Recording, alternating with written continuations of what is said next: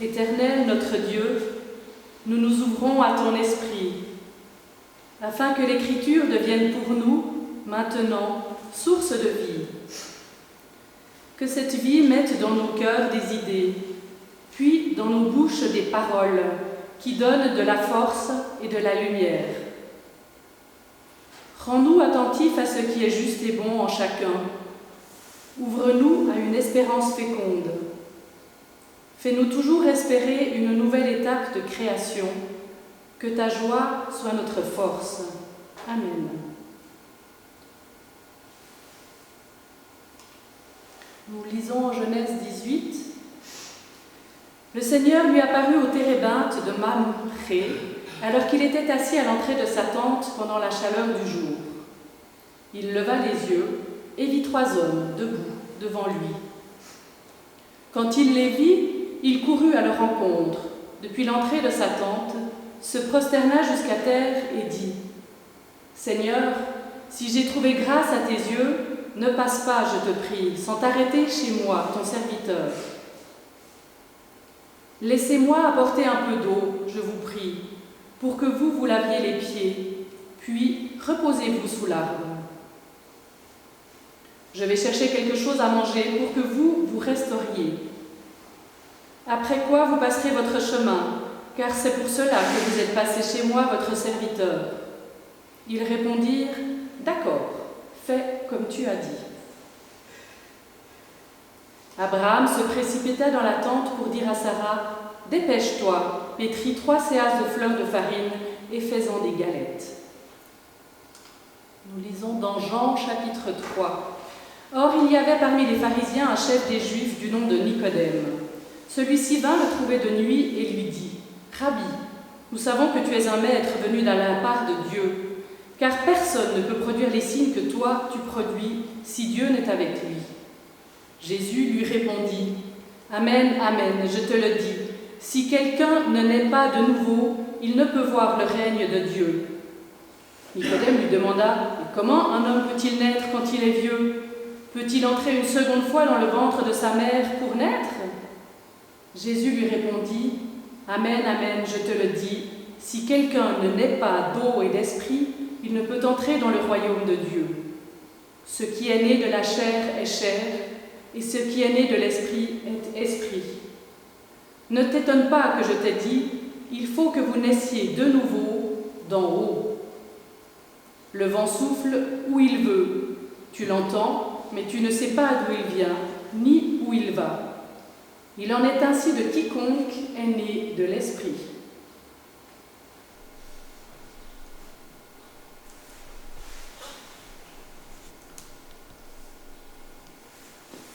Il n'y a vraiment rien à faire. J'ai beau essayer de penser à autre chose qu'aux idées de confinement, déconfinement, pandémie, coronavirus, et j'en passe. Tout est là pour me le rappeler. Tout est là pour me le rappeler d'une façon ou d'une autre. Depuis 3 mois, mon existence, notre existence, a été mise à l'épreuve, interrogée. Et, au dire des plus, le monde ne sera plus comme avant. Il reste à savoir s'il faut entendre cette affirmation comme une menace ou un signe d'évolution possible.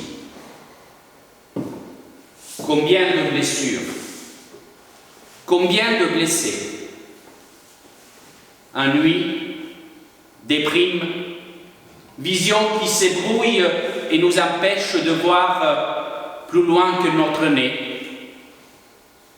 L'espérance nous porte la plupart du temps, mais les moments de tristesse et de fatigue, la sensation de nous sentir coupés de tout et de tous, nous rattrape quand nous nous y attendons le moins. Emporterons-nous longtemps les stigmates? Serons-nous contraints de revisiter l'expression de nos sentiments, notre proximité?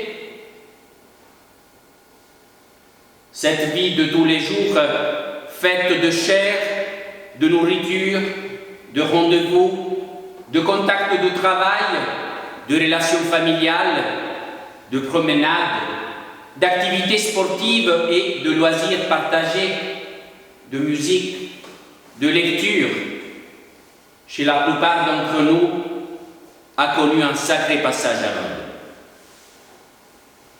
Mais nous le savons et le clamons haut et fort. La vie l'emporte toujours sur la mort, et ce temps-ci, le temps passé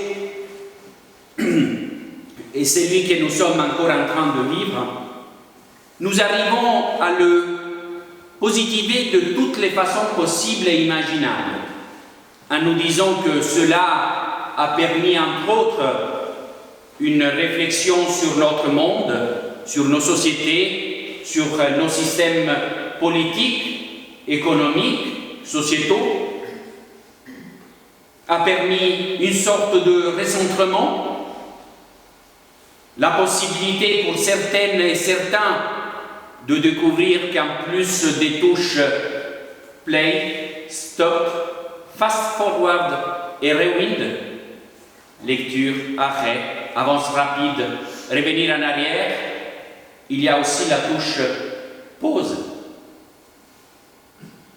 De nous attaquer à de nouveaux défis dans le domaine du travail et du plaisir. Zoom et les visioconférences ont repoussé les limites du possible et révolutionné les interactions au quotidien. Mes parents à Rome, mes belles-filles à la maison, mes voisins à Fès ont vu se proposer leurs séances hebdomadaires de gymnastique, de danse et de fitness par smartphone, téléviseur ou ordinateur interposé. Je ne vous parle pas des cafés. Et que dire des cultes, des scènes, des lections divina, des performances musicales, des colloques, des apéros, du boulot devenu télétravail, et j'en passe encore une fois. Toutes des choses dont nous commençons à mesurer l'impact et les avantages. J'ai déjà plusieurs fois entendu, par exemple, qu'en termes d'efficacité, lisez productivité et pas forcément efficience, les réunions en visioconférence sont sûrement dignes d'intérêt. Plus simple à organiser et mettre en place lorsque il y a plusieurs intervenants, plus de discipline et de facilité de gestion de temps de parole, pas de perte de temps dans les déplacements, moins de coûts globaux. Notre connexion au cloud, comme on l'appelle en informatique, notre connexion à ce nuage immatériel qui héberge des milliards de données, nous donne accès à une connaissance qui nous dépasse. Les miracles de la science et de la technologie sont tellement épatants qu'ils nous troublent, qu'ils flouent notre vue et nous empêchent de percer l'essentiel. Jésus est déçu et agacé par l'attitude des Jérusalemites. Il voit ces signes prodigieux, ils sont émerveillés, mais tout cela ne les aide pas à voir autrement sa personne, à voir la lumière qui l'irradie, à reconnaître sa nature, à se convertir. Il en a marre des habitants de Jérusalem qui montrent une foi superficielle, portée exclusivement par l'extraordinaire, sensible seulement à leur intérêt, hic et nunc, ici et maintenant. Pourtant, Jésus n'est pas aveugle Et il n'est pas aveuglé par ses attitudes. Et il ne met pas tout le monde dans le même panier. Nicodème est un homme bien. Pharisien, d'accord, membre du Sanhédrin, particulièrement attaché à la loi et à l'étude des Écritures, un des chefs réputés et estimés des Juifs. Mais il est un chercheur. Et comme tel, ouvert et en quête. Il possède une certaine droiture et n'arrive pas avec ses préjugés, même si sa culture le limite et le coince la moindre dans ses fondamentaux. Alors, quand une nuit Nicodème se fait proche de Jésus, en lui reconnaissant le statut de rabbi, de maître, même s'il l'est fait au nom de ses actes miraculeux, Jésus l'accueille. Au passage, vous avez sûrement remarqué que Nicodème rencontre Jésus une nuit. Nicodème a une position à défendre. Jésus dérange bien du monde dans les hautes sphères et Nicodème doit être probablement précautionneux. Mais la nuit est aussi l'un des rares moments où un échange avec Jésus peut se faire dans le calme et la concentration. Enfin, n'oublions pas une possible composante symbolique à cette notion d'obscurité. Nicodème ne va pas interroger Jésus tout simplement dans la nuit. Il est lui-même perdu dans la nuit. Et il a besoin d'y voir plus clair. Il lui faut comprendre. Il aimerait être assuré du lien qu'il y a entre Jésus et Dieu. Je disais alors que le Seigneur accueille Nicodème, comme Abraham accueille les 3 visiteurs, reconnaissant en eux la présence et la sollicitude de Dieu. Il l'accueille pour lui apprendre à regarder au-delà des apparences et sonder son être profond. Il ne lui laisse même pas le temps de formuler une quelconque question. Il lui dit « Amen, Amen. Je te le dis, si quelqu'un ne naît pas de nouveau, il ne peut voir le règne de Dieu. » Si quelqu'un ne naît pas de nouveau, ou plutôt, si quelqu'un n'est pas engendré de nouveau. La nouvelle naissance a un aspect passif. Dieu fait tout et nous recevons tout. Nous sommes engendrés. Il se pose dès lors la question de savoir comment s'oublier pour devenir un autre. Jésus, lequel pense aussi à l'autre acception du mot grec anothène, qui peut être traduit d'en haut, lui donne des éléments de réponse. La nouvelle naissance est possible lorsque nous acceptons d'être engendrés d'en haut, par l'Esprit qui échappe à toute maîtrise et compréhension humaine. Ne t'étonne pas que je t'ai dit. Il faut que vous naissiez de nouveau d'en haut. Il y a une part qui nous revient.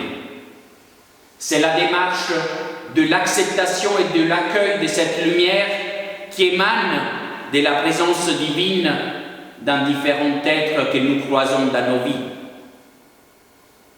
Nous sommes sollicités à nous montrer prêts à nous remettre en question, à remettre en question nos certitudes, nos habitudes, notre interprétation de ce que nous pensons être la réalité. Nous devons redonner leur juste place aux signes, manifestation extérieure d'un changement de perspective bien plus radical. Les miracles sont le résultat de la foi, pas leur raison. Nicodème est invité, comme toutes et tous, à éclaircir la nuit par la lumière de ce royaume qui réside en nous et attend d'être rappelé à notre mémoire et à notre connaissance.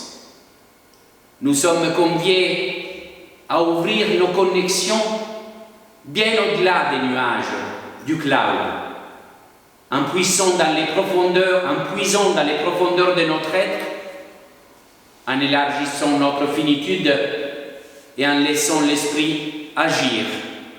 Nous nous relions à la conscience humaine et divine. Nous pouvons ainsi nous dévêtir de nos anciens habits, vider nos poches qui ralentissent nos pas et apprendre à sentir le vent caresser notre peau et notre cœur, à laisser le souffle nous emplir, à reconnaître la présence de l'innommable et l'indescriptible dans cette relation et cet accueil qu'aucune visioconférence ne pourra garantir, soit-elle transmise par des ondes qui se promènent dans le stratus ou dans les cumulonimbus au-dessus de nos têtes, mais si loin de nos entrailles.